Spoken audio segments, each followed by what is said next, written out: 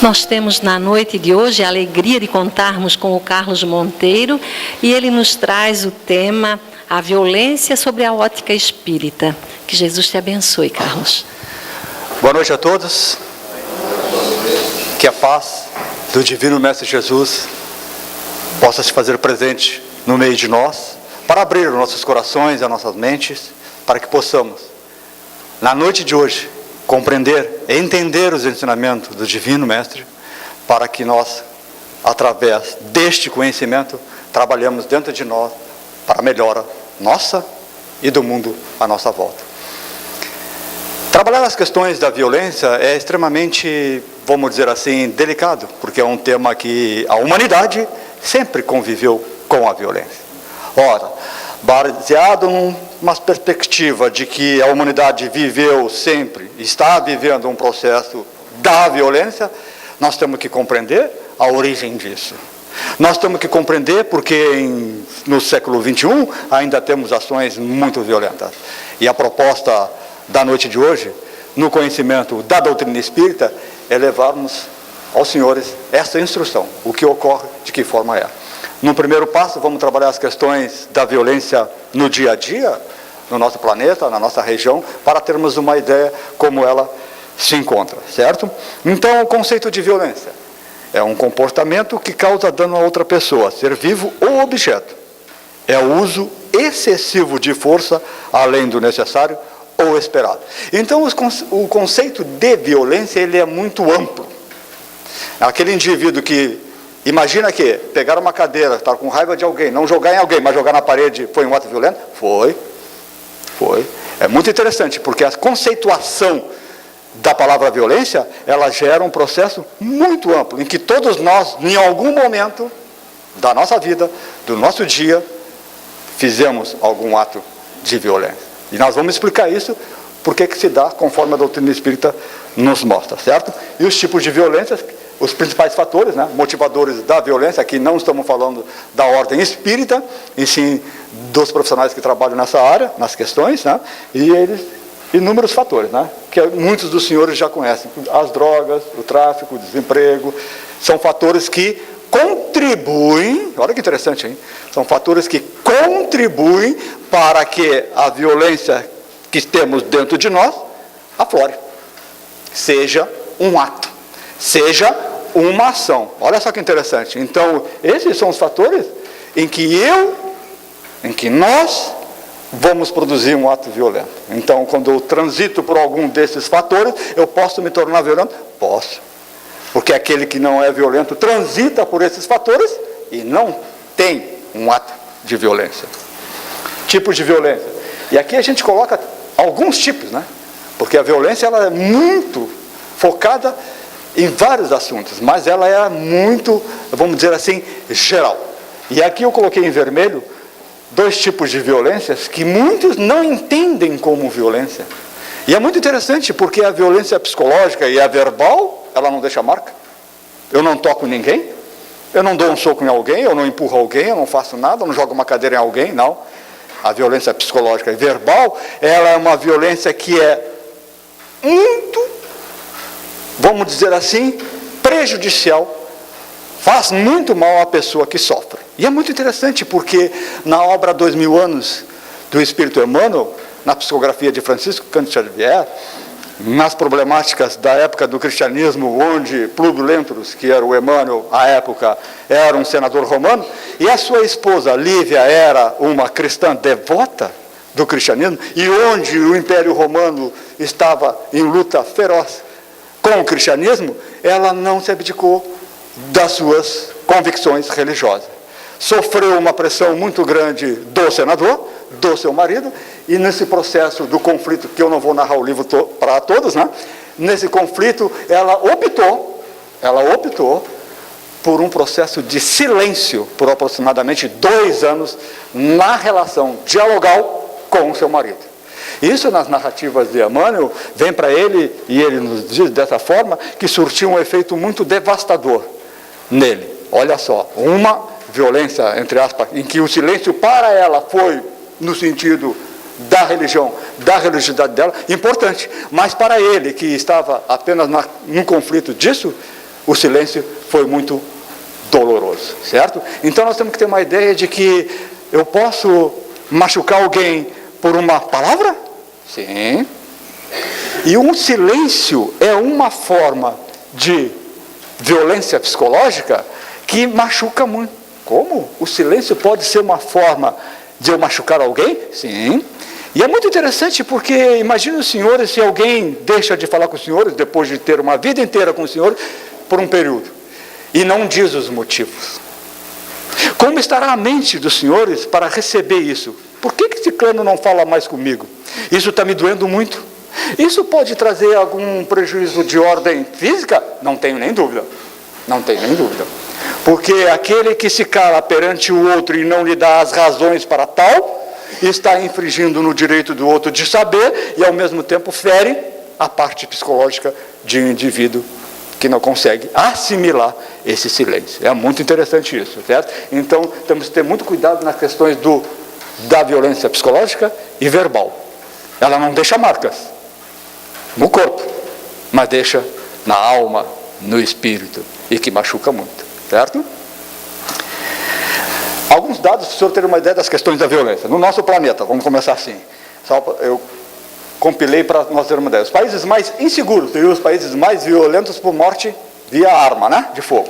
O Brasil está em 11º lugar entre os países mais violentos, mais inseguros.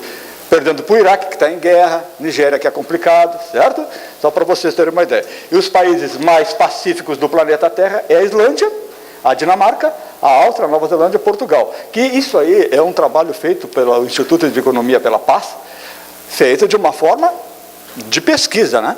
Levando ao conhecimento de todos. Isso aí foi feito recentemente, nos colocando mal o Brasil, como o 11º país mais violento do mundo, mais inseguro, e a Islândia, esses países da Dinamarca, os mais pacíficos do planeta, onde se tem menos na relação com a população total do país por morte por arma de fogo. Mapa da violência nos estados brasileiros. Essa semana que se passou, o Anuário Brasileiro de Segurança Pública foi lançado, o 10º anuário, informando que os estados mais violentos do Brasil são Sergipe, Alagoas, Rio Grande do Norte. Mas o que é essa violência a nível de 57,3? Para um número de 100 mil habitantes, o número de homicídios por morte de arma de fogo, certo? Então, isso é uma matemática exata. Não é uma matemática da proporcionalidade, não, no sentido de que o Rio de Janeiro é a cidade mais violenta do país. Não é. São Paulo é mais violento que Santa Catarina. Não é. Olha só, nas questões da matemática exata, do cálculo real, porque a base é feita sempre por núcleo de 100 mil habitantes, proporciona-se pelo número de mortes e chegará-se a um coeficiente, certo? Feito pela um órgão oficial da divulgação das questões da violência. Então, nós temos como mais violento esses estados. E os menos violentos, por incrível, para alguns, São Paulo. É o estado brasileiro, não é cidade, estado brasileiro, mais tranquilo, com menos número por morte de arma de fogo. Não é o que a gente vê na mídia, né? Que a mídia está toda hora mostrando o que aconteceu lá em São Paulo. Mas é só analisarmos a população do estado, fazemos a cota de 100 mil habitantes, nós vamos chegar a um índice abaixo de Santa Catarina. Isso aí é só título de conhecimentos para os senhores, certo? Outros dados sobre a violência, isto é, de julho deste ano, já coloca até quando a violência vai vencer. Assassinatos já souberam registrados em zonas de guerra. São 6 homicídios por hora no Brasil, certo? Também a Veja, também de julho, vai falar uma morte a cada 2 horas num fim de semana do Rio de Janeiro. Só para os senhores terem uma ideia como está a violência no nosso país, né? E o Brasil registrou mais mortes violentas de 2008 do que a Síria no mesmo período, e é um país que está em guerra, onde há um confronto armado. O Brasil não tem um confronto armado, né? Nesse sentido de uma guerra, mas nós não perdemos para a Síria, que está com um confronto armado.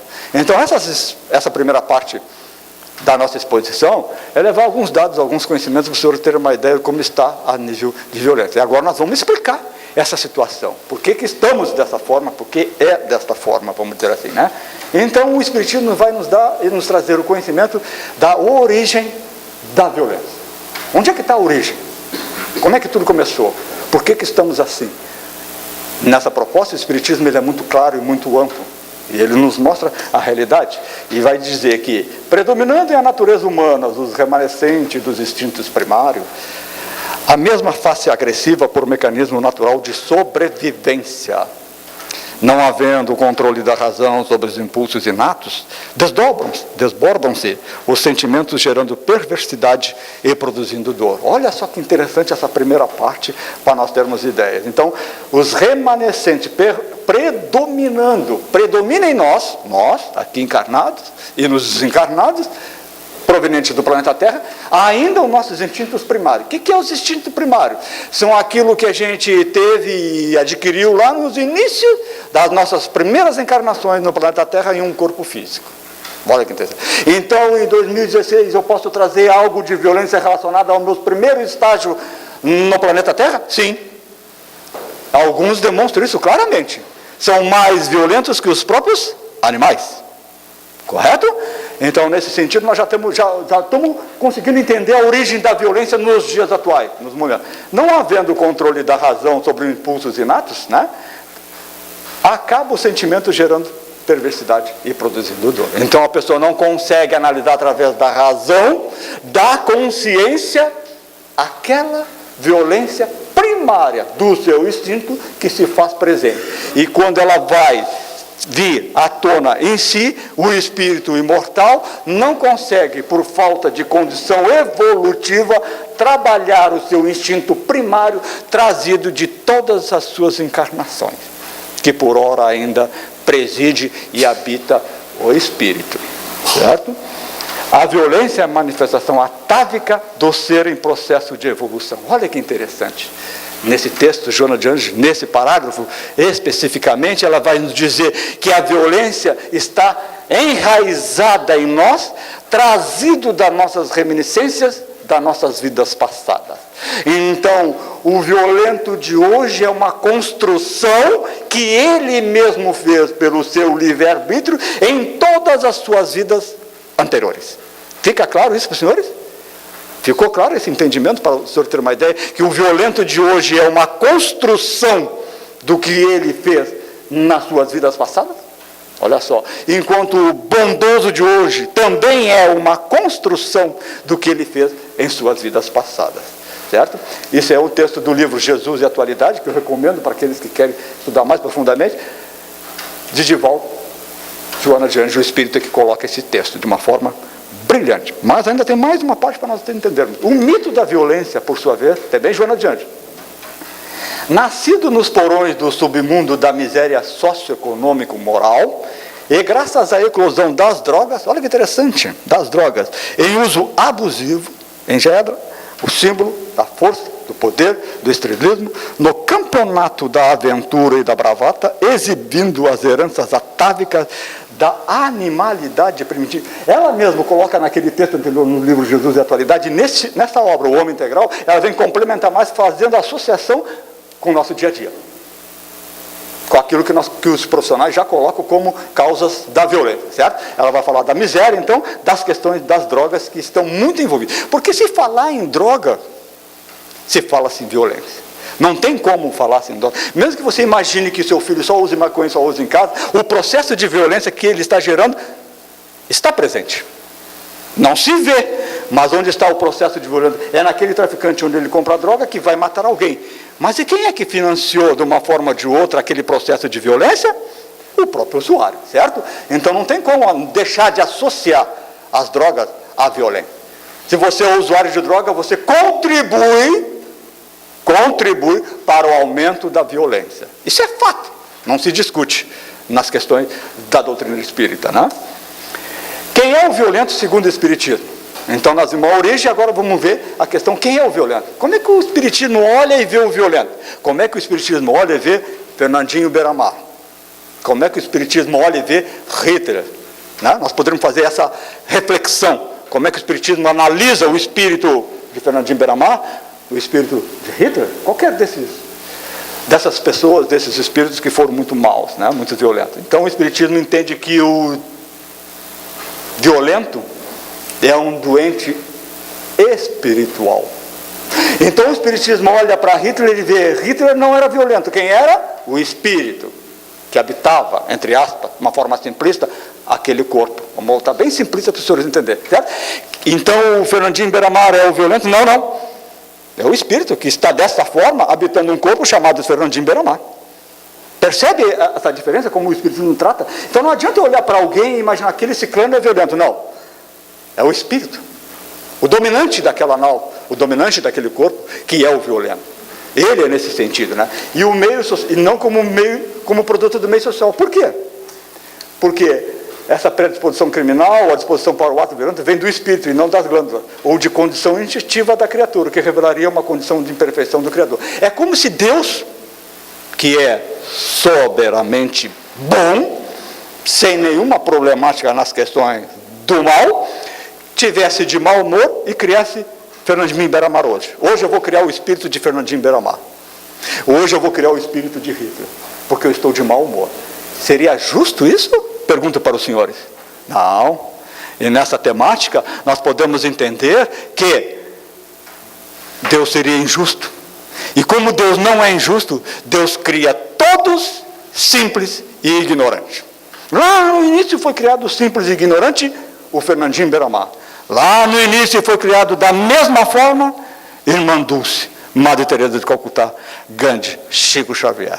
Nas encarnações subsequentes, nas suas opções pelos seus livre-arbítrios, um optou por construir uma maldade, uma violência. Outro optou por construir uma bondade, uma benevolência, uma paciência, uma tolerância, como colocou a irmã. Certo? Então nós temos que ter esse foco de que, o indivíduo hoje que eu vejo como violento, ele é do hoje? Não, não é do hoje. Ele traz isso dentro de si, numa construção, como eu disse anteriormente, das vidas passadas, certo? Não havendo nenhuma relação disso, da maldade, da violência, com Deus. Ficou claro isso? Então, acredito que muitas das pessoas que a gente conhece critiquem Deus. Por que Deus criou Fernandinho Beiramar dessa maneira, criou Ciclano dessa maneira? Não, Deus criou todos nós iguais, conforme a doutrina espírita nos coloca, certo? Causas da violência na atualidade. Isso aqui é uma foto de uma parada de ônibus no Rio de Janeiro. O velhinho só tocou com guarda-chuva no companheiro, a pessoa que está sendo assaltada, né? Isso aí é mais ou menos os nossos irmãos que moram no Rio de Janeiro vivem essa perspectiva da violência, né? Então, as causas da violência, segundo a doutrina espírita. E Divaldo Pereira Franco vai nos colocar de forma brilhante. Então, eu gostaria que os senhores prestassem atenção, slide a slide, para entender e compreender esses ensinamentos. Ele vai dizer que estão reencarnando no planeta Terra, como ocorreu, de certo modo, em outras épocas, os espíritos que se encontravam retidos nas regiões expiatórias que se haviam comprometido exclusivamente no mal por um longo período. Vamos explicar esse slide para os senhores compreenderem, porque ele é muito interessante. Vamos remeter a nossa memória ao início da civilização, um pouco mais para frente da civilização do início também. Como é que se vivia na época dos vikings? Como é que era o planeta Terra na época dos vikings? Como é que era? Naquela época, é só pesquisar na história que nós vamos compreender que naquela época, o que se fazia no planeta Terra naquela época? Havia um propósito de todos os habitantes do planeta Terra, divididos de formas de grupos, a um atacar o outro e dominar. Era esta a única proposta do planeta Terra nessa época, certo? Então vinha uma equipe de vikings da Normandia, do que é na França, se encontrava com os godos e visigodos, que era na Alemanha, na Suíça, na Dinamarca, se guerreavam, se trucidavam de forma cruel demais, e conquistavam aquela região. Isto era a visão da Terra naquela época. Fica claro nisso aí para os senhores? Divaldo está colocando isso para nós. O que ocorreu então? Isso se fez por muito tempo prejudicando a evolução do homem daquela época. Não sei se os senhores estão conseguindo compreender. Então, devido a esse processo de crueldade, de violência entre todos os encarnados do planeta, isso estava atrapalhando a evolução das pessoas que tinham um pouco de bondade dentro de si, das pessoas que queriam crescer na área da ciência, das pessoas que queriam crescer na área da matemática, o que fosse. Não conseguiu, porque essa crueldade, essa violência exacerbada impedia isso. Jesus, como governador do planeta Terra, gerenciador da vida no planeta Terra, percebe isso e faz esse processo de retirada desses espíritos encarnados à época que se detinham somente no mal. Correto? E fica eles estacionados em algum lugar no mundo espiritual, esperando um momento adequado para reencarnar. Ficou claro esse slide aí? Se tiver alguma dúvida, pergunte, porque é muito importante vocês entenderem isso. Ok, partimos para o segundo. Quem são esses espíritos, então, que são retirados naquela época? Quem são esses espíritos? Divaldo que vai dizer. E são os religiosos que cometeram atos equivocados. Quem? Os religiosos, à época das cruzadas.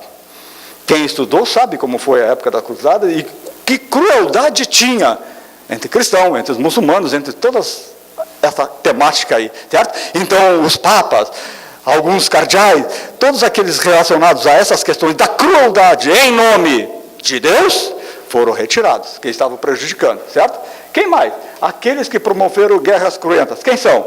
Os hunos, os godos, os visigodos, os normandos. Aqueles das regiões da Normandia na França, das regiões da Alemanha, da Dinamarca, da Noruega, da Suíça, da Suécia, todos eles que só viviam nesse ponto. Toda vamos dizer assim, esse montante de espíritos foi retirado do planeta Terra e ficaram estacionados no mundo espiritual, parados, enquanto aqueles que ficaram no planeta à época começaram a crescer nas questões do bem, nas questões da ciência.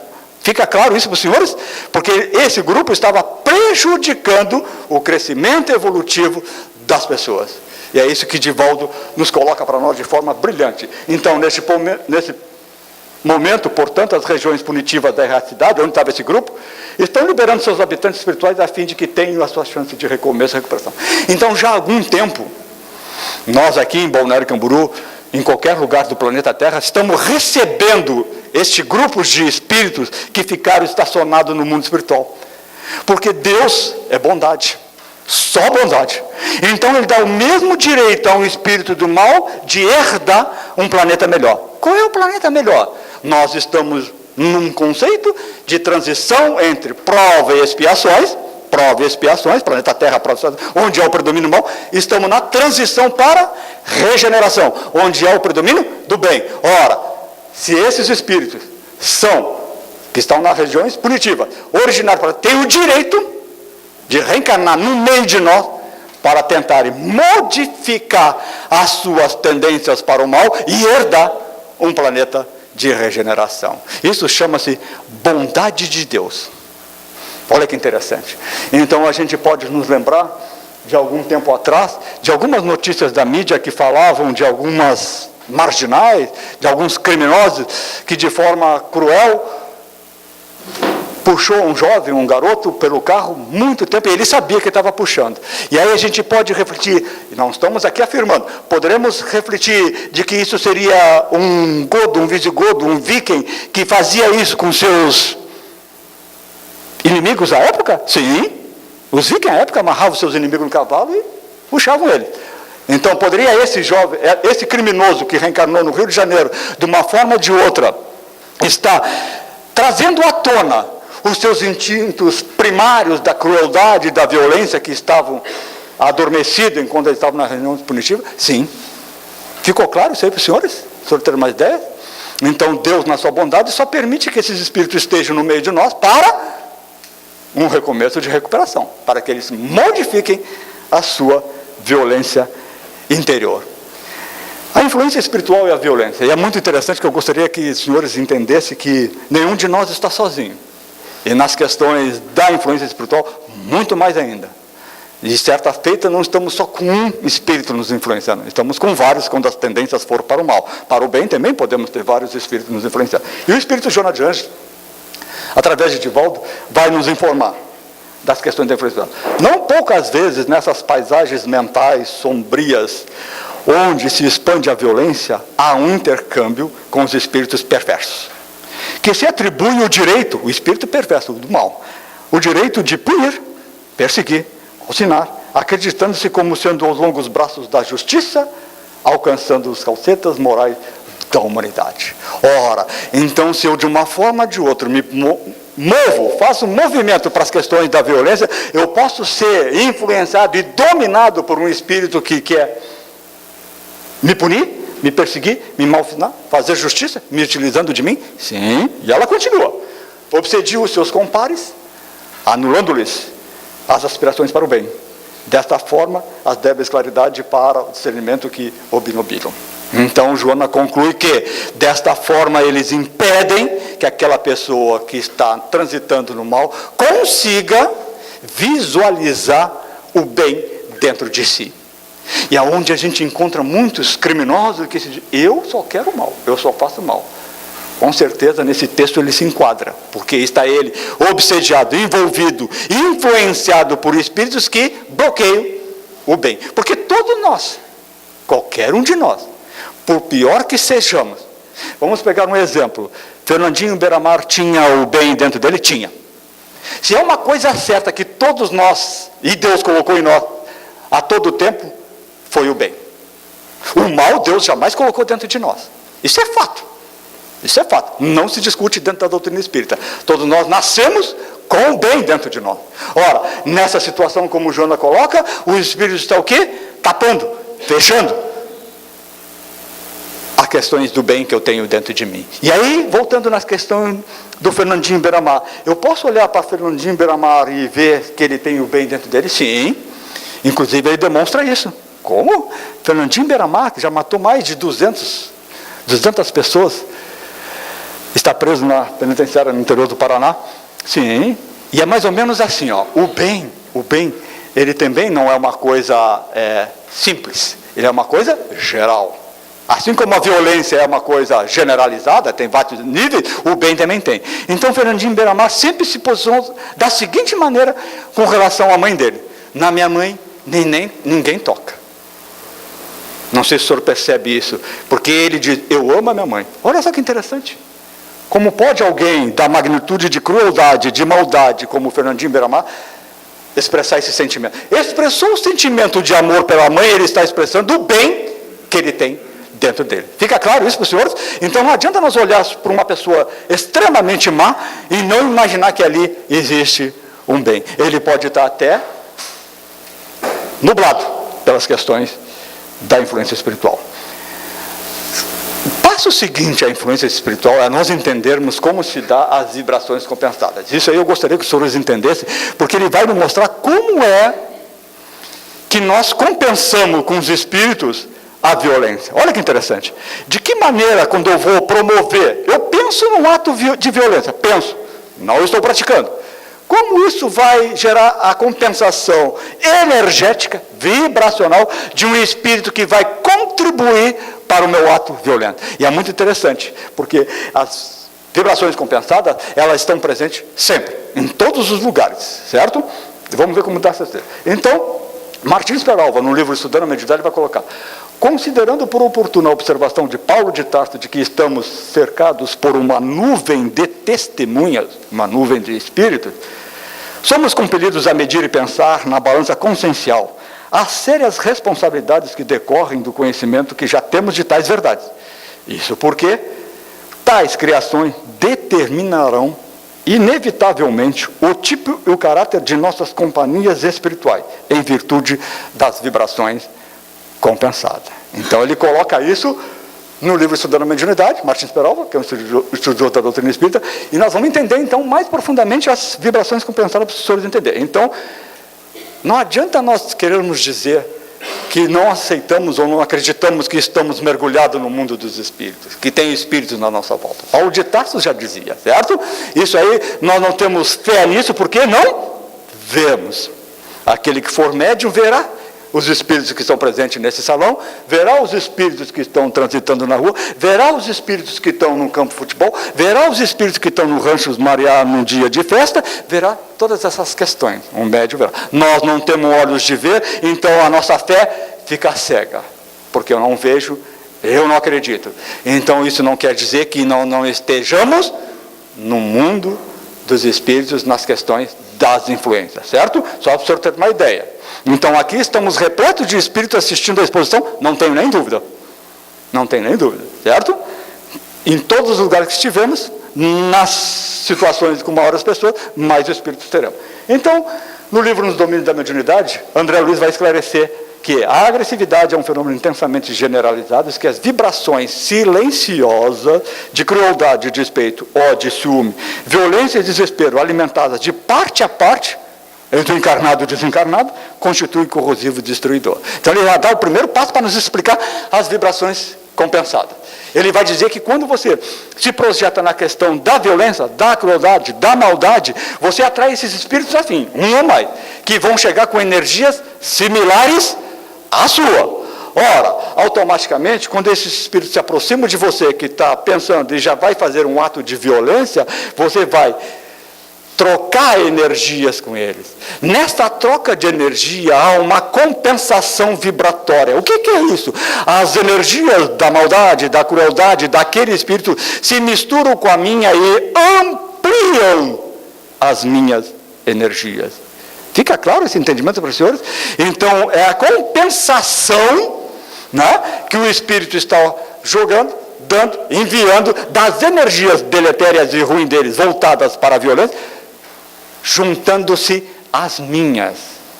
Olha que interessante. Então essa compensação vai ampliar a minha energia, me provocando um processo de maldade muito maior do que aquele que eu realmente queria fazer antes dos espíritos chegarem. Está difícil isso? Está difícil de entender, né? Conseguiram entender alguma coisa dessa questão? Conseguiu?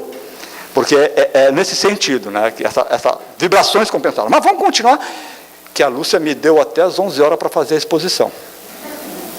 Ela falou comigo antes, não sei se vocês viram nós falando antes de começar, até às 11 horas, porque nós vamos trabalhar agora 2 horas só nas vibrações compensadas, para os senhores entenderem, que é a parte mais técnica da exposição, que nos traz um conhecimento brilhante. Então vamos lá. Os nossos atos e pensamentos traduzem-se em movimentos vibratórios, olha só. E seu foco de emissão pela repetição frequente dos mesmos atos e pensamentos, transforma-se pouco a pouco em poderoso gerador do bem e do mal. Então, tudo que você pensa transforma-se em energia. Olha que interessante. Tudo que você pensa para o bem ou para o mal transforma-se em energia. Quando o espírito ligado àquilo que você está pensando, na mesma área de vibração, se aproxima de você, ele compensa a sua energia. Então vamos fazer um diferencial. Então estamos falando de violência e crueldade, vamos falar de bondade e de amor. Ora, quando eu expresso esse sentimento e jogo para fora a vontade de ajudar alguém, de pensar em Jesus, de fazer uma prática do bem, e eu vou ser compensado, energias compensadas, vibração compensada, por espíritos do bem que vão jogar, trocar comigo, ampliar a minha energia do bem, a minha energia da bondade, a minha energia do amor. Fica claro? Então o Espiritismo nos coloca as duas situações, tanto do bem como do mal. Continuando. E é mais ou menos aqui nessa fotografia que nós temos uma ideia das energias compensadas. Imaginamos que esse indivíduo esteja pensando em fazer coisas ruins. Ele começa a expelir, bem essa palavra, ele começa a expandir a sua vibração de violência, de crueldade.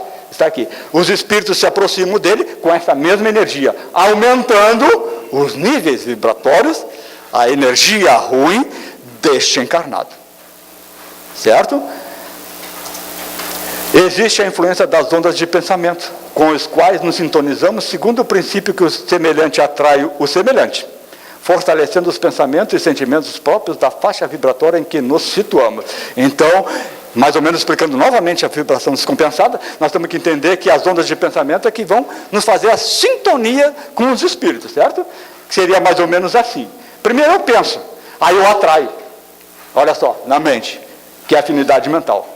Depois que eu pensei em fazer aquilo que eu jogo para as questões do sentimento, maldade, crueldade, sentimento, eu faço a sintonia vibratória, eu faço a troca, eu faço a compensação vibratória, eu faço a amplitude para o bem ou para o mal. Então essa figura é muito interessante para os senhores entenderem que no momento que você pensa, você vai atrair o espírito. No momento que você sente para fazer a prática do mal ou do bem, há a troca energética, há a troca das compensações vibratórias. Certo? André Luiz nos domínios da mediunidade, nos esclarece que as vibrações compensadas. Então, nessa obra, ele vai esclarecer mais ainda. É da lei que nossas maiores alegrias sejam recolhidas ao contato daqueles que, nos compreendendo, permutam conosco valores mentais de qualidades idênticas aos nossos. Assim como as árvores oferecem maior coeficiente de produção, ser colocadas entre as companheiras da mesma espécie, com as quais trocam seus princípios germinativos. Certo? Então, André Luiz está explicando a compensação. É fácil nós entendermos o significado da palavra compensação do dicionário, nós vamos entender as questões que nós estamos tratando agora, certo? Atraímos espíritos que se afinam conosco tanto quanto somos por eles atraídos. E se é verdade que cada um de nós somente pode dar conforme o que tem, é indiscutível de que cada um recebe de acordo com aquilo que dá. André Luiz falando das vibrações compensadas. Então, quando você projeta uma maldade, você vai receber uma maldade. Vamos botar agora nessa análise, né? Você projeta o bem, você recebe energias do bem, dos espíritos que querem o bem.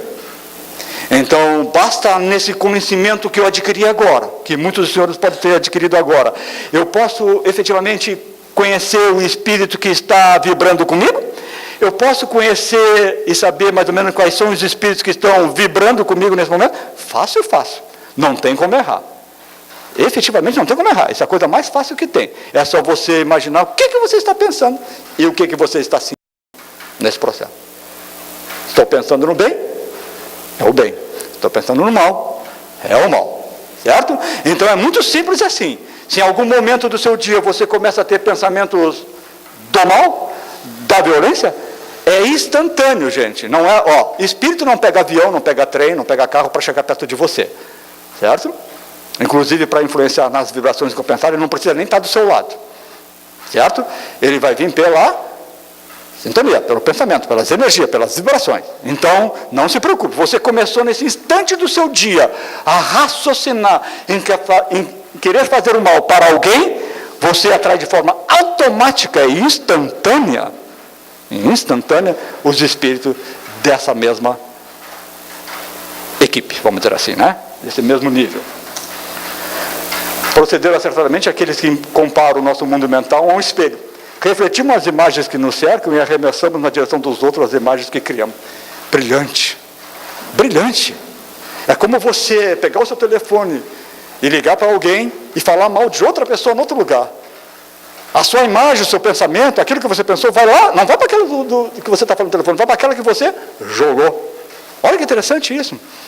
Né? Então é como se eu formasse uma energia ruim ao meu lado, e essa energia ruim viaja no cosmos, no espaço, de forma instantânea, e vai de encontro àquele que eu desejei, o mal. E aí Ciclano depois liga para ti, aquele que desejou o mal, me senti mal, tal dia, às 2 horas da tarde, passei muito mal, uma dor no estômago. Foi no mesmo momento que eu estava ligando para Ciclano para falar mal desse alguém. Certo? Então a sua energia provocada pelo seu pensamento, foi arremessada no espaço, viajou no espaço de forma instantânea, chegando àquela pessoa e machucando o corpo físico e perispiritual daquela pessoa. Ora, por si só isso eu serei responsabilizado? Não tem nem dúvida. Houve um ato de maldade aí? Sim. Houve um ato que voltou nas minhas raízes do meu primitivismo? Sim. Conclui ainda. Missões santificantes, guerras destruidoras, tarefas nobres e obsessões pérfidas guardam origem nos reflexos da mente individual ou coletiva, combinados com as forças sublimadas, os degradantes dos pensamentos que se... É quando nós imaginamos que numa guerra todo mundo quer matar o outro lado, e todo lado quer matar todo mundo, né? Deste lado. Automaticamente a nuvem de espíritos está nesse mesmo propósito. Os espíritos se dividem. Nessa proposta, a coletividade está travando uma guerra de maldades, certo? Qual é o destino dos espíritos que persistem na violência? Qual é o destino? Para onde vão esses espíritos, muitos, cruéis, né? E aí Divaldo vai dizer que, se não aproveitarem, serão recambiados para outros ninhos da vida, como aconteceu anteriormente, quando vieram para o planeta terrestre os exilados de Capela. Do sistema que encontraram o homem primitivo, aquilo que a gente coloca. É aquilo que nós já falamos da questão de herdar, em vez de herdar um mundo de regeneração, eles voltam para um mundo de prova e expiações lá no início. Olha que interessante. Então o espírito ficou a vida dele toda no planeta Terra só fazendo mal. A planeta Terra passou mudou de nível o planeta Terra. Na transição mudou. Aí vai ser o bem que vai predominar. Esse não pode estar porque ele não conseguiu ter bem nenhum dentro dele. Para onde ele vai? Para um planeta similar ao planeta Terra, no início. No início. Não sei se os senhores conseguiram compreender. Então ele que aqui tinha celular, tablet, telefone, reencarna num planeta onde estão na época das cavernas, puxando o cabelo da mulher, matando o outro, sabe? Nesse instinto. Sentirá o espírito algum reflexo? Não tenho nem dúvida. Porque aí ele vai começar todo o processo de recuperação. Ele não foi para o mundo inferior, ele foi para um mundo igual ao planeta Terra no início. Fica claro? Vamos lá. Contribuição do Espiritismo ante a violência atual. A partir de agora, até o final da nossa exposição, nós vamos trabalhar o que o Espiritismo pode nos oferecer para que nós lidemos com a nossa violência interior e para nós lidemos para que o mundo seja melhor e para que nós estejamos no mundo de regeneração, certo? E aí vamos direto de início a Jesus. E no sermão da montanha ele vai colocar: bem-aventurados mansos, porque eles herdarão a terra. Numa alusão clara de que só aqueles que vencerem seus impulsos violentos, fazendo-se construtor da paz, terá a oportunidade de habitar a terra em seu período de regeneração. Jesus, não é o Espiritismo. Espiritismo é Jesus, né? Mas vamos dizer assim, não é um título de um Espírito que está colocando. Jesus coloca isso na Bíblia. Jesus fala do Sermão da Montanha, que os mansos herdarão a terra. Nessa reflexão, desse entendimento de Jesus, eu posso até encerrar a exposição aqui, só baseado nesse texto de Jesus, onde ele diz que os mansos herdarão a terra, e que os mansos são aqueles que conseguem vencer os seus impulsos violentos, eles herdarão a terra como planeta de regeneração. É mais ou menos assim, quando nós conseguirmos fazer uma viagem interior para dentro de nós, como Sócrates já dizia, conhece-te a ti mesmo, né? E nós conseguirmos entrarmos para dentro de nós e vermos o Espírito, não vermos o corpo de Carlos Monteiro, vermos o Espírito. E aí nós vamos elencar todas as qualidades boas e más do Carlos Monteiro. Aí ele faz essa viagem interior e depois ele acorda, no outro dia de manhã, e escreve: sou ruim para isso, sou ruim para isso, sou mal nisso, sou mal nisso, sou violento nisso, sou violento nisso. Aí ele acorda, lembra de Jesus, que tem que vencer a maldade que habita ele, mesmo havendo o bem, e aí ele diz assim: essa eu consigo fazer, essa eu não consigo, essa eu consigo fazer, não consigo. Começa ele então um processo de dominar os seus impulsos violentos. Conseguindo, vencendo, herdará ele um planeta de regeneração. Ora, esse parágrafo aqui, esse slide aqui, já nos traz uma conquista muito grande. Não deveremos ter vergonha de olharmos para dentro de nós e vermos que ainda tem uma violência dentro de nós. De forma alguma. E não é isso que o Espiritismo coloca. Porque, em decorrência de estarmos num planeta de provas e expiações, onde o mal é o predomínio, automaticamente, se eu faço parte desse planeta, eu tenho o mal dentro de mim, de uma forma natural, construída por mim, certo? Nesse propósito eu tenho uma concepção: pertenço ao planeta Terra, provas e expiações, predomínio do mal, estou envolto no mal, tenho o mal dentro de mim, faço parte da coletividade do planeta Terra, mas eu tenho que, se quiser ir para um planeta de regeneração, reconhecer essas minhas falhas, essa minha crueldade, esta minha violência e começar a trabalhar ela. É este o início, certo? Então, se todos nós tivéssemos condições de fazer essa viagem, nós conseguiríamos de uma forma ou de outra chegar e pleitar um mundo melhor. Qual é o principal meio que nós temos para eliminar a violência do nosso planeta? E a doutrina espírita é muito clara, através de Jonas de Anjos. Ela vai dizer que a educação é o ponto primordial e mais abrangente que proporciona àquelas pessoas que fazem a viagem interior a partir para o bem, a ter a possibilidade de herdar um mundo melhor. E ela vai colocar: é por meio da renovação interior, a reforma íntima, que o homem encontrará condições de evitar ações violentas que criam o ciclo vicioso que vivemos hoje. Porque quando você não faz essa mudança, quando você não procura ver o que você tem, dos seus defeitos, dos seus declínios morais, e não começa a trabalhar isso, você acaba vinculando sempre nas energias compensadas do mal. A partir do momento que você vai em busca de solucionar as suas faltas, os seus erros, aquilo que você tem de mal dentro de você, você já começa a contribuir com a mudança na sua vibração, contribuindo para que todos os espíritos na sua volta sejam agraciados com as energias do bem que você está emitindo. Um simples começar, um simples procurar ver onde eu estou errado nas questões da violência. Isso já vai fazer uma mudança, como naquela foto, da minha energia? Sim, isso já vai provocar que um espírito que vem com essa intenção chegue perto de mim e contribua, compense essa minha energia me elevando mais? Sim, olha só, um simples fato. Então o primeiro passo é eu olhar para dentro de mim e depois trabalhar desta forma. A luta está aí, o necessário é que façamos o bom combate com as armas do amor, a fim de alterar no nosso padrão, o que eu falei agora, e consequentemente de todo o planeta Terra. É desta forma que o planeta vai migrar para a regeneração, onde o grupo todo do planeta que vai migrar, vai estar com as suas energias compensadas no bem. Certo? Levará algum tempo para que isso ocorra? Com certeza sim. Mas no livro Nosso Lar, André Luiz vai dar uma relação, uma frase muito interessante que vai nos dar uma ideia do tempo que isso ocorra, certo? Quanto tempo as pessoas vão conseguir domar a sua violência interior e vão conseguir herdar um planeta de regeneração no bem? Quanto tempo? E André Luiz, só nesse texto, que é uma coisa interessantíssima, vai nos dar ideia. Ele vai dizer assim, uma existência é um ato. Uma vida de 100 anos de vocês aqui no planeta Terra é um ato. É um ato. Certo? Vamos fazer reflexão com isso que nós colocamos. Um corpo, uma veste.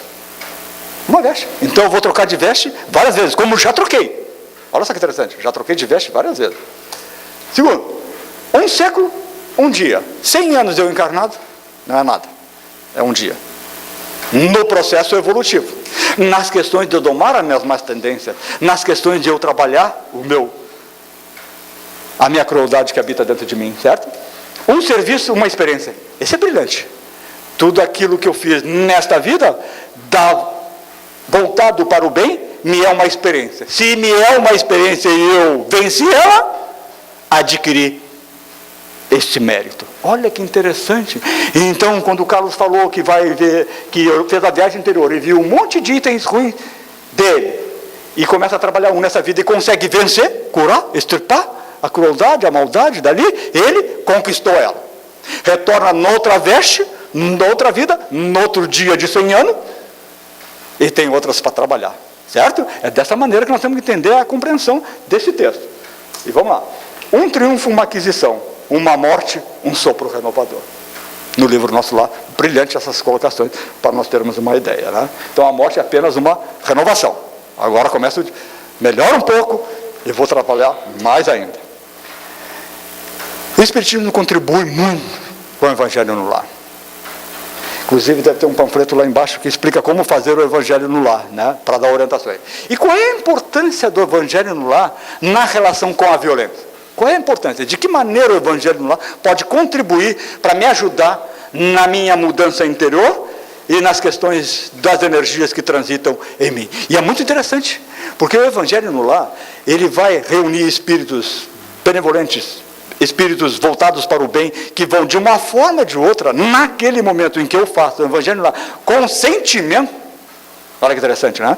Isso aí vai contribuir para que naquele momento eu consiga ter paz interior, energia do bem, acompanhamento de espíritos do bem, que vão compensar minhas vibrações naquele momento, me dando força para que eu lute com as minhas falhas, com os meus defeitos. E acima de tudo, se nós tenhamos algum companheiro dentro do nosso lar, dentro da nossa casa, que está muito voltado para as questões da violência, esse mesmo grupo do Evangelho lá pode e fará a limpeza das energias compensadas desse meu companheiro, companheira, irmão, que seja, que são deixadas na minha casa quando há um ato de violência gerado pela ação deste companheiro equivocado, acompanhado pelas energias dos espíritos que estão com ele.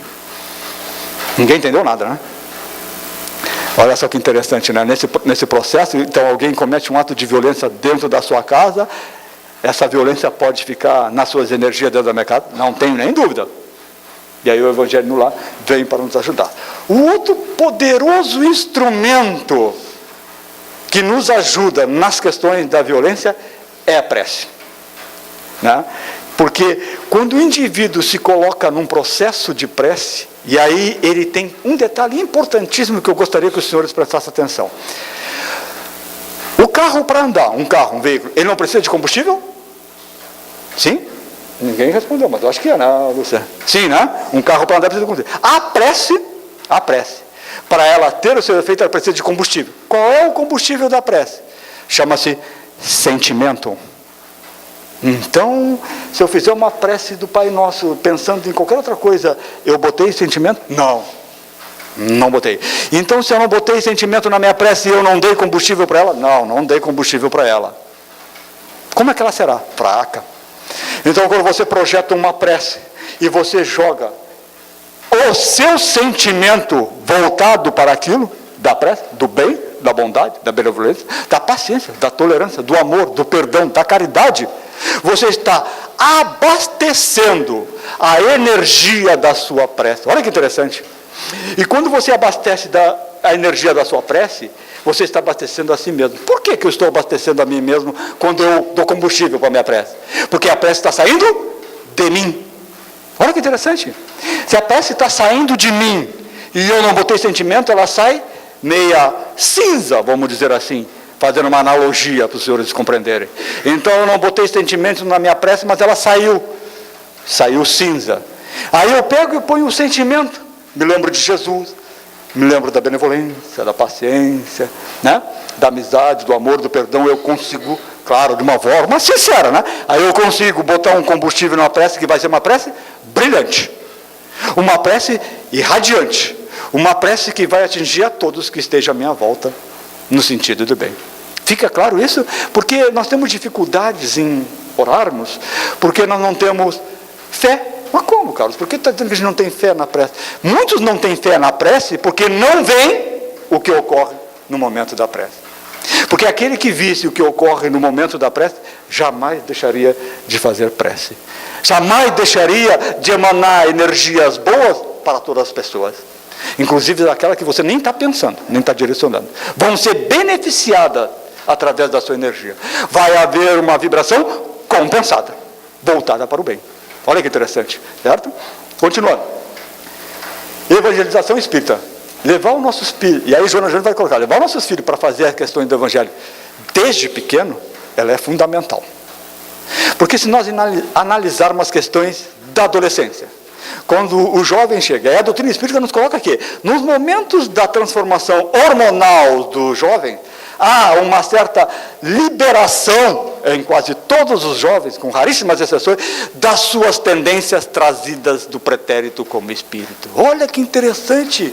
E Joana é quem diz que as glândulas, o processo da adolescência, aquele processo que muitos pais que têm filhos assim, ou já tiveram, que passaram, vão compreender as energias e o processo de mudança, às vezes radical, da fase infantil para a fase da adolescência. Ora, o que é isso? E Joana nos coloca que as glândulas, o processo hormonal do corpo, sofrem e vai passar para as questões do espírito imortal, trazendo e efetivando todas as tendências, boas ou má, daquele jovem.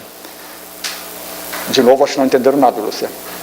Conseguiram entender? É muito interessante, porque nessa época da adolescência, ela é muito importante. É onde o espírito ali de um jovem de 15, 16, 17, 18 anos, que seja nessa questão, vai expressar, colocar para fora, olha só que interessante, o que ele é realmente. Certo? Então, quando eu vou levar o meu filho à evangelização espírita, lá quando ele é pequenininho, lá quando ele é bebê, para ele fazer um processo de acompanhamento nos ensinamentos de Jesus, que a doutrina espírita é isso, ou em qualquer outra religião, certo?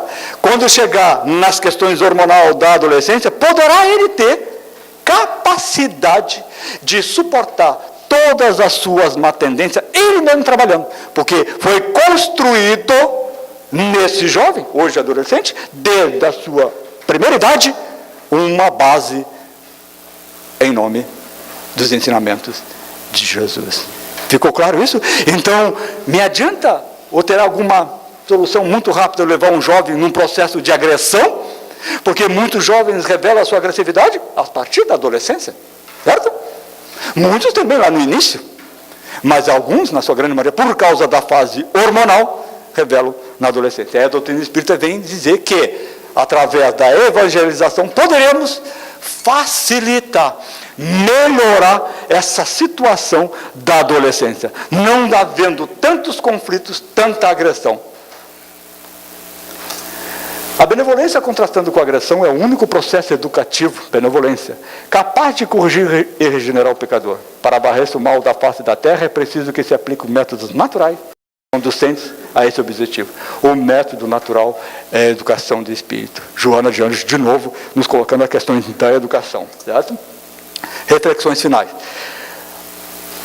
Vamos falar algumas reflexões, vamos colocar que são muito importantes esse primeiro texto, e depois, ao encerrarmos, vamos deixar rodando alguns textos importantes do Divaldo e de outros espíritas que nos colocam a questão da violência. Mas nesse primeiro texto, nessa primeira reflexão, gostaríamos que o senhor prestasse atenção, porque ela é de Divaldo Pereira Franco, do Espírito Joana de Anjos. Vai colocar de forma brilhante quase tudo que nós expomos nesta noite da questão da violência. Nesse texto que começa mais ou menos assim, o nome do texto é A Loucura da Violência. Ele começa assim, o Espírito. Entre as expressões do primarismo, no mercado das paixões humanas, destaca-se com realça a violência espalhando angústia e dor. Primarismo. Já falamos no início. Não? O atavismo que nós trazemos dentro de nós. Remanescente dos instintos agressivos, ela estiola as mais formosas florações da vida, estabelecendo o caos. Olha que interessante, hein? Então esse instinto vai complicar a situação. É que a gente vê em muitos lugares, certo? No caos. Em onda volumosa, arrasa, deixando destroço por onde passa alucinada. Vibrações compensadas. Na raiz da violência encontra-se a falta do desenvolvimento do senso moral, que o espírito aprimora através da educação, do exercício dos valores éticos e da amplitude de consciência. Atavismo cruel demora de ser transformado em ação edificante, face às suas vinculações com o reflexo instintivo do período animal, que se prolongam, perturbadores, nos colocando que ainda temos nosso instinto animal. Não apenas gera aflição, quando desencadeada, como também provoca reações equivalentes em sucessão quase incontrolável, arrebentando tudo quanto se opõe no percurso destrutivo. Está no livro Momentos Enriquecedores, Joana de Anjos, Divaldo Pereira Franco. Então, meus senhores, minhas senhoras, meus amigos, quero deixar para os senhores uma ajuda nas questões da violência. E quando nós estivermos nos envolvendo numa situações que começam a nos gerar e puxar do nosso íntimo, nosso atavismo milenar, da crueldade, da violência que temos dentro de nós, que possamos termos um segundo apenas de fechar os olhos, refletir, um segundinho, nesse processo que nós estamos se envolvendo da violência. Olharmos para dentro de nós e fazermos uma pergunta. O que Jesus faria nessa situação? Muito obrigado a todos, e Jesus envolva a todos e traga paz de espírito para todos nós. Nós aqui agradecemos a você, Carlos, pela mensagem, e precisamos realmente pensar o que pensamos, né? Jesus já nos falou há 2000 anos atrás. Vigiai e orai, vigiar o pensamento. Então nós te agradecemos por todos esses ensinamentos, por todas essas questões que para nós são muito necessárias da reflexão.